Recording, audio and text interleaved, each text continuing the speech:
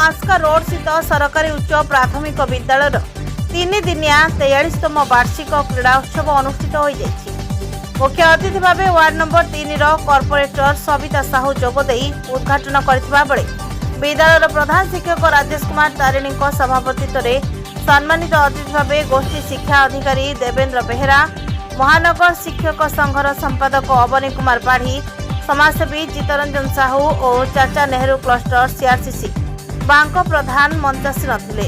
निकटस्थ ग्रामदेवती मंदिर मशाल शोभायात्रा क्रीड़ा ज्योति अणाजिबा परे मुख्य अतिथि द्वारा क्रीड़ा पताका उत्तोलन करा। मुख्य अतिथि आनुष्ठानिक भाव क्रीड़ा ज्योति प्रज्वलन करबा परे कंगारुडिया दौड़, बाटी चामच, छुंची सूता, अखाडिया, गणित खेल, पुची, कबाड़ी, शॉटपुट, चेस भली खेल अनुष्ठित होइतिला। मेधावृत्ति पाइथिबा 3 जन शिक्षार्थी एवं राज्यपाल पुरस्कार पाइथिबा 12 जन स्काउट और गाइड शिक्षार्थी को अतिथि माने सर्टिफिकेट प्रदान करथिले। क्रीड़ा प्रमुख सुनीता पट्टनायक विभिन्न खेलकूदर संयोजना करथिबा बेले गाइड कैप्टेन सुनीता धर और स्काउट मास्टर संतोष कुमार साहू रंगारंग पैरेड कार्यक्रम परिचालना करथिले। ब्रह्मपुर विभूति शतपथी रिपोर्ट, जेएमजे न्यूज।